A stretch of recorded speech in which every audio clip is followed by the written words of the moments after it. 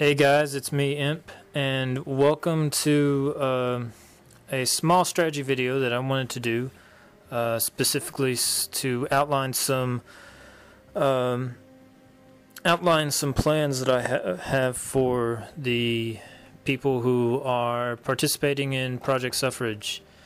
If you don't know what it is, essentially it's a game of Hearts of Iron 3, where we're playing as the Soviet Union. And we're playing it via my website, www.impgames.com, and it's played as a democracy game. And what a democracy game means is that we play one nation and we decide what the nation does based on voting. We already had our first vote when we decided to play the Soviet Union, and because of the dictatorial nature of the Soviet Union, very few votes are going to happen otherwise. But I mean, there's still lots of fun to be had, and I really want to keep people up to date and build momentum for future democracy projects. So I just want to point out a new strategy that I've developed for a defensive line against Germany. Alright, there are three component parts to my defensive strategy, which I call a modified defense in depth. It's very, very similar to the defense in depth strategy established by Russian General Chaikovsky. Alright, the three components are, first of all, the defensive lines themselves. As you can see in this specific instance, we have really two defensive lines. One that goes from Leningrad, which is right up here.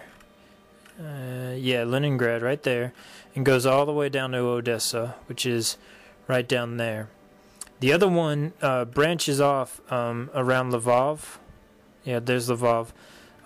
Is a second defensive line that branches off around Lvov and goes all the way up through the Lithuanian border. This is just an example, by the way, but a similar strategy will be adapted for the game we are playing, unless somebody else has a better idea, and if they do, just, put a message on there. But anyways, the concept is that the lines are made of, as you can see, fortifications, and I want our lines to be fortification 2. I've already tested out this specific line, and given the amount of manpower and mechanized forces that the Germans have, this one actually fails to pass that test. But for every 3 provinces, there's a garrison corps that's in charge of those 3 provinces. You have one that's in charge of Bialystok, Belsk, and Augusto. And it has 3 other garrison divisions under its control, as well as one aircraft squadron, I suppose. The concept behind this is that the garrison divisions, as you can see, are there are 3 of them that are reserves, and one of them is active duty.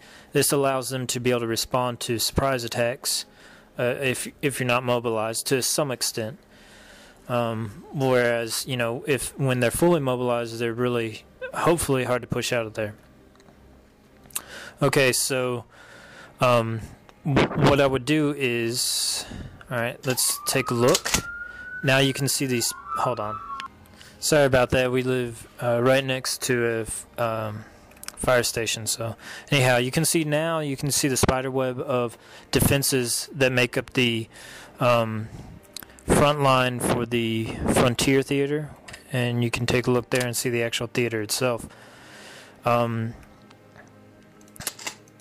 For specifically for defending each of these territories, I will automate at the corps level and set objectives being the 3 fortress territories that the corps is in charge of. And when you do this, you'll notice that the corps themselves do not move. They'll fight to defend those territories. In addition, I plan to have, I plan to increase the number of actual corps that we have patrolling over the territories. So that is the first step of it, is the actual corps that are in charge of the fortresses and such. The second aspect of the defense itself, after the garrison armies, are the reserve armies. And you can see here we have the Reserve Army of Poland, which has 2 corps, infantry and armor, and the armor is highly mobile.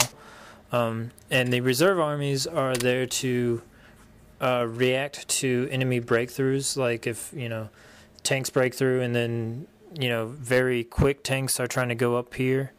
Hopefully these you can use this reserve army to catch them and maybe reinforce the front lines.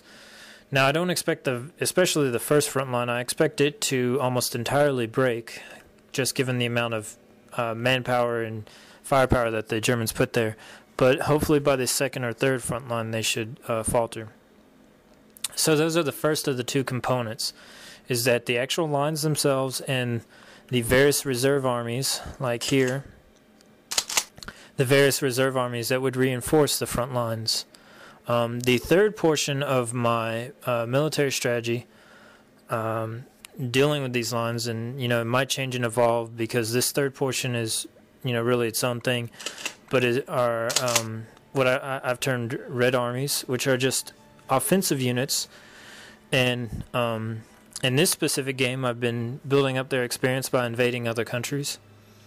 And in the event of war with Germany, they would be the ones that would mostly work with the reserve garrison and reserve maneuver armies to press the front and eventually, hopefully, take over other countries and such.